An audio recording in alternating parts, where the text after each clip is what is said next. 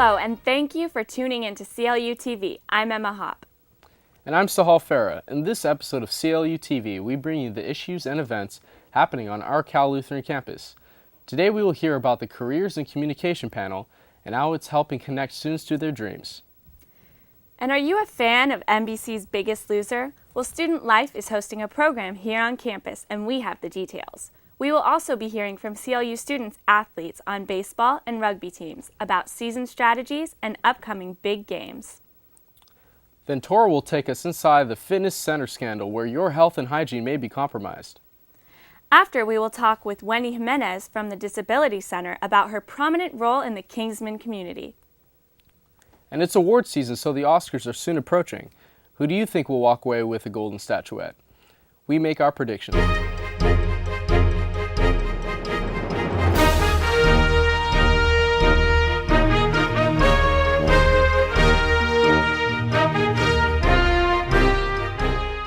Welcome. Today, Nicole Scully is taking us to the Careers in Communications panel. She speaks with Professor Sharon Doctor about the purpose of the panel and what students can benefit from it. We're going to be talking about the Careers in Communication panel that happened last week. So, Dr. Doctor, can you tell me how many years this panel has been going on?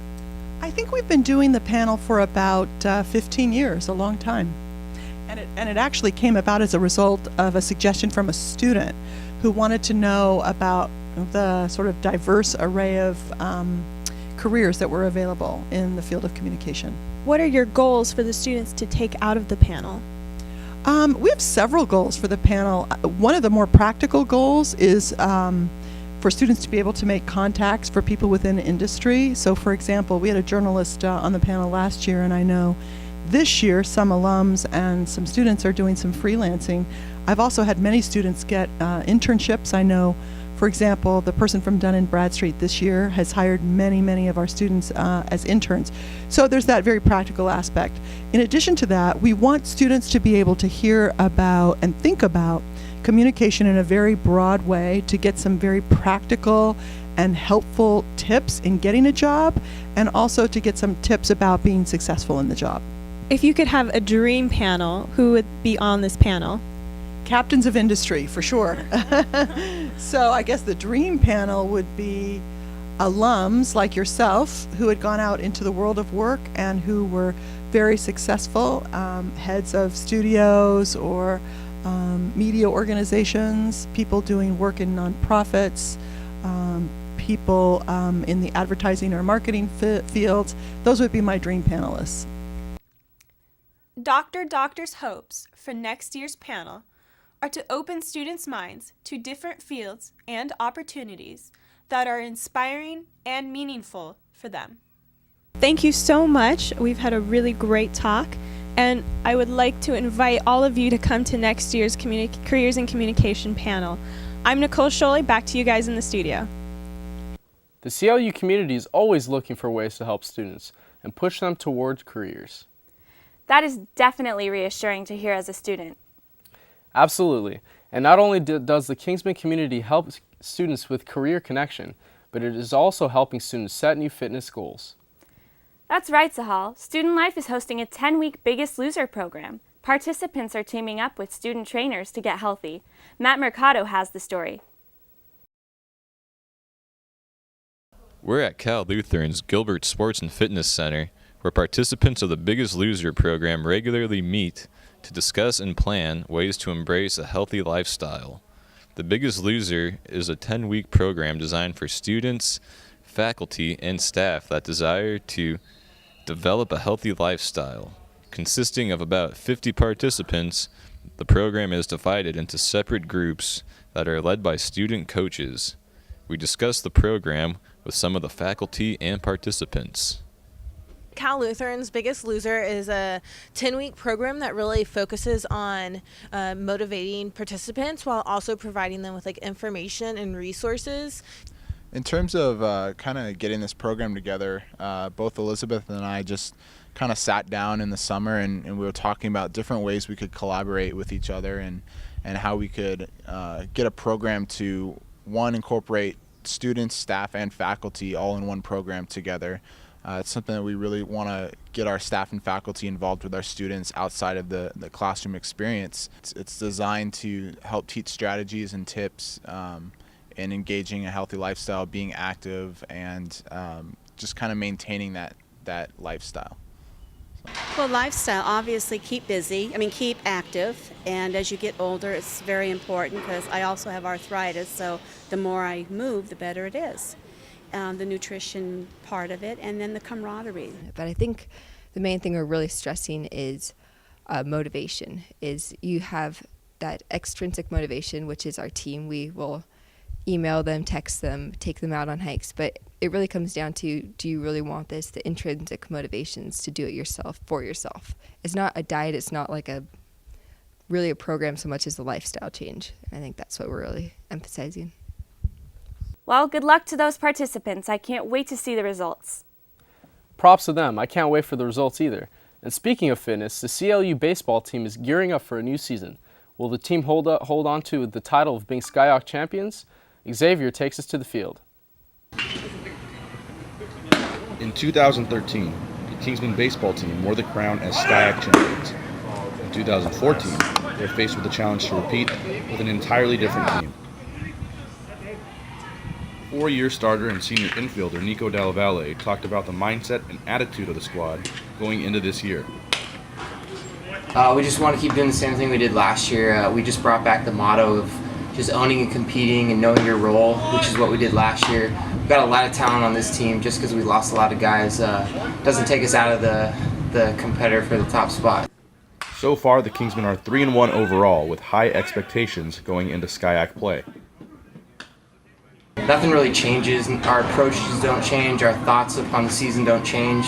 We all have one ultimate goal, and that's bringing home that national championship. Nico was quick to express that sustaining success and having high expectations comes with a price. Well, we definitely have a target on our back after the successful season we had last year. So everybody's gunning for Cal Lu. What Coach Slim says all the time is, don't take it any day for granted, and that's what we're doing. We're out here working hard, inter-squatting, practicing, and just knowing your role. That's the big thing. I know I keep saying it, but it's one of the huge mentalities we try to bring, just being a team guy. Cal Lutheran skipper for 20-plus seasons has his own ideas and expectations for this season. What we're going to have to do, we're going to have to continue to kind of carry it through like we did last year. We're going to have to play. We're going to have to pitch a lot better this year. I think we're going to have to play a little bit more defense because we did lose some pretty good offense last year. So I think if we pitch well, we play some good defense, I think the kids that are coming up right now will do a good job, and we'll kind of continue where we left off. Coach Slimak expects the team's seniors to demonstrate leadership through their experience at NCAA regionals last year. I think they've a year experience is huge, and I think they've all kind of grown up a little bit, and they were taught well by those seniors that went before them. So like I said, it's been kind of an easy transition. They've kind of picked it up where those guys left it off last year. So in that respect, I'm very well pleased. That'll do it here at Ullman Stadium's George Sparky Anderson Field. I'm Xavier Garcia. Back to you guys in the studio. Good luck to the Kingsman baseball team. We are in store for a good season. We sure are, Emma.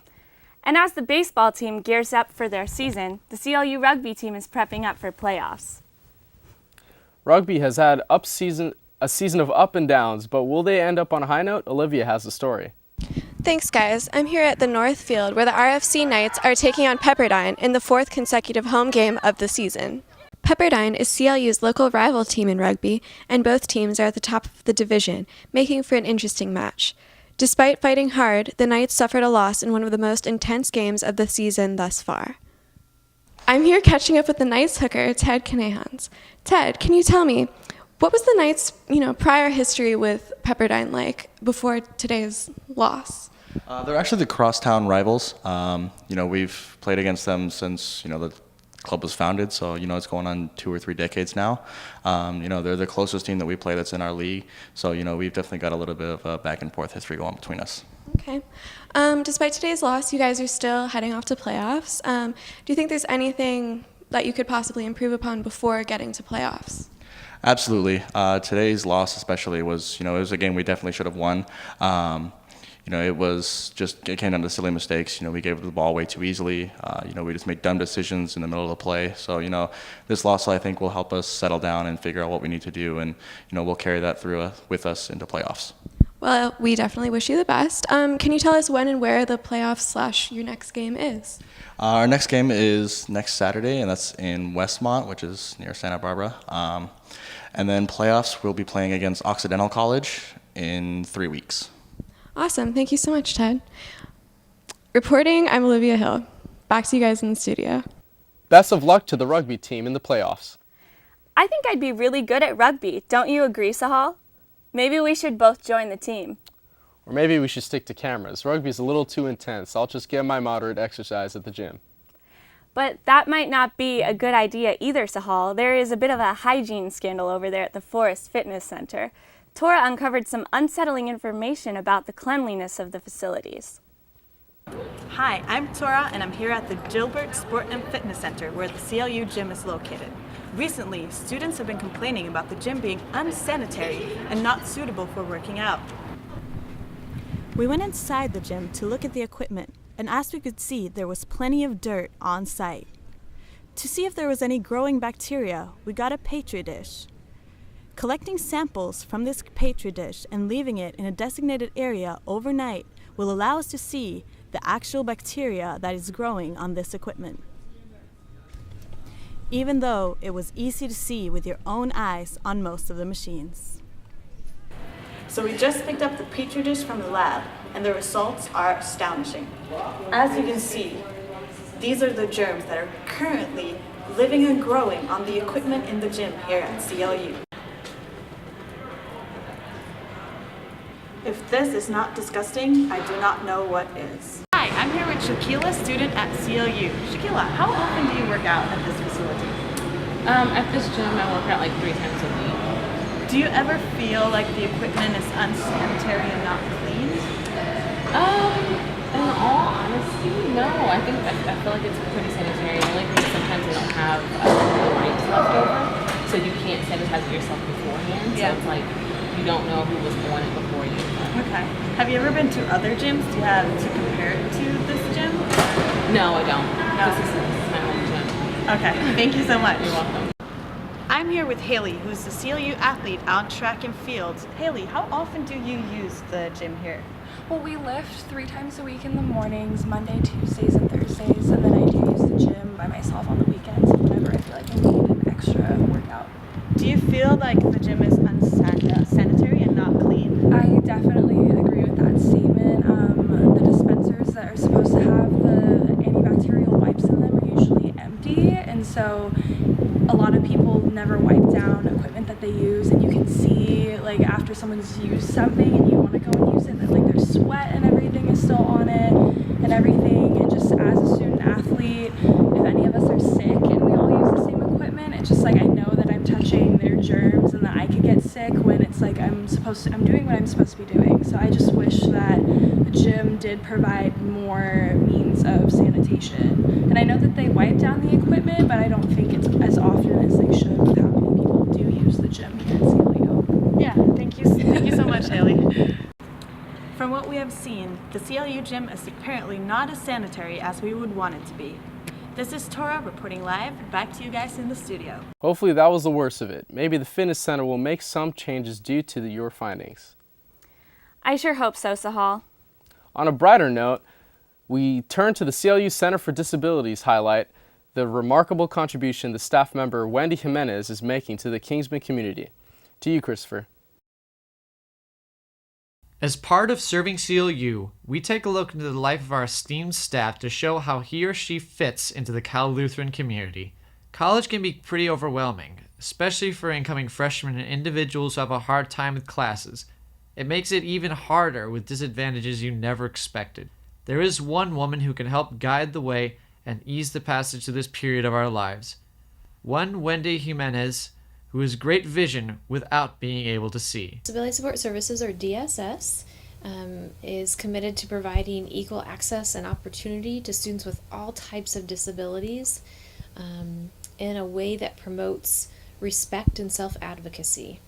So basically, Any student with a disability that would like to request accommodations would need to register with DSS, which involves talking to me. There's a meeting, there's some paperwork, and then I also need disability information.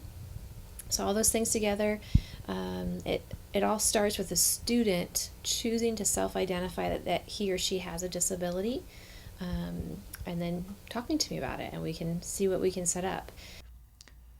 Wendy is now in her 6th academic year at CLU, has helped numerous students on their progression through university, and even assists in the conducting of Disability Awareness Week celebrations. We call it DAW, and we do all kinds of different activities. So different student clubs might get involved and host a night that week about what it might be like having a disability, or they might watch a video and then have a discussion after about the person in that video that had the disability and how they were impacted and how the rest of the world saw them. It's inspiring individuals that make us all proud for her serving CLU. I'm Christopher O'Shea for CLU News.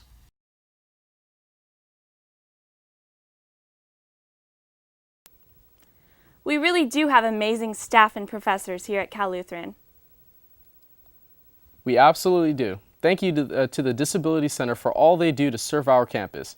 I wish I could hand out awards to the CLU staff. Wouldn't that be great? But you know who will possibly be receiving some awards soon? The 2014 Oscar nominees. It's that time of year again, and Evan has the winner predictions for this year's show. Thanks, guys. On March 2nd, the year's Best in Film will once again return to the Dolby Theater for the 86th Annual Academy Awards. But who will take home the top prize of Best Picture? Or Best Director? Best Actor? We narrowed down our predictions for this year. Have you? Let's take a look. I think 12 Years a Slave, definitely. Gravity, obviously, just for the sheer spectacle. I'd say Chitwell Ejiofor. And also Inside Llewyn Davis was really beautiful. This is undoubtedly one of the most competitive award seasons to date. This year, Hollywood shot us out into space, experienced the realism of slavery, exposed the Wall Street lifestyle, and introduced a unique relationship between a man and his computer operating system. But with all of the amazing stories brought to life, it seems almost impossible to place a for sure bet on any one nominee. Starting with the nominees up for Best Actor in a Leading Role. All of the actors step up their game, some giving career-defining roles. I'm hoping it will go to Leonardo DiCaprio. Really? Yeah. Not Chitwell? You know, his performance was really amazing, but I think Leo deserves his moment in the sun, but that's my personal bias. Inevitably, we predict that the Oscar will go to Matthew McConaughey for his role in Dallas Buyers Club. When looking at his numerous wins so far this season, it seems like he'll be adding an Oscar to his collection. And the BAFTA is awarded to Barkad. Who would have thought that a limo driver from Minnesota could be nominated for the award of Best Actor in a Supporting Role? Although Barkad Abdi took home the BAFTA for his role in Captain Phillips, there were many other amazing performances as well. Fassbender gave his career's best with his bone-chilling character in 12 Years a Slave, and Daniel Bro's incredible portrayal of Niki Lauda in Rush was spot on. Regardless, Jared Leto will most likely take home the prize for his work in Dallas Buyers Club. Next up, Best Actress in a Leading Role. When in the same company as Hollywood legends like Judi Dench and Meryl Streep, the other nominees wouldn't seem to stand a chance. But this year, Amy Adams, Sandra Bullock, and Cate Blanchett gave it their all. After looking at the results of the Golden Globes, SAG Awards, and Critics' Choice, Cate Blanchett is the clear frontrunner. With names like Julia Roberts and June Squibb, the award for Best Actress in a Supporting Role is something to pay extra attention to. Academy darling Jennifer Lawrence seems as if she'd be set to win her second Oscar for her role in American Hustle, but a newcomer by the name of Lupita Nyong'o blew audiences and critics away with her performance in 12 Years a Slave and is set to win her first ever Oscar. When it comes to the nominees up for Best Cinematography, the contenders are stacked, but without a doubt, this one will go to Gravity. This has been the most consistent choice of the award season and will likely continue its sweep. Best Original Screenplay. The nominees are... Camera work is very important to the success of a film, but it doesn't mean anything without a good story. In this case, a solidly written script. With some amazing original screenplays written in 2013, there are many to choose from. I'd say her. I think Spike Jonze did a great job writing that. It was a really good movie. I think it'll go to her. Spike Jonze. I think that was a really fascinating concept. It'll most likely go to Her by Spike Jonze for making it possible for audiences to accept a romance between a human and an OS in a beautifully natural way. The reveal of the Best Director award is always one of the most anticipated moments of the Oscars.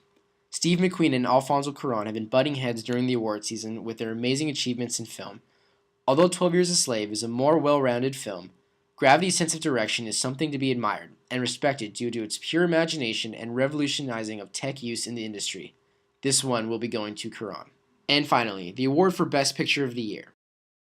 I think 12 Years has everything that a Best Picture needs. It's got the whole package of acting and writing and story, and it touches people in a really great way, I think. I think the acting was the best I've seen in a long time. The writing for it, the directing was superb, and just all around great movie. Because Gravity will very well take home the award for directing, this leaves 12 Years a Slave as the clear front-runner. Year after year, the Oscars love to shock its audience with out-of-the-ordinary choices. Some spot on, others not so much. But we feel that this will be their best bet. Reporting live from California Lutheran University, I'm Evan Engel. Back to you in the studio. We will find out very soon how expert our Cal Lutheran film critics really are. There are some amazing films in the running. I need to catch up on my movies before March 2nd. Well, that's all we have for today's show, so you can start now.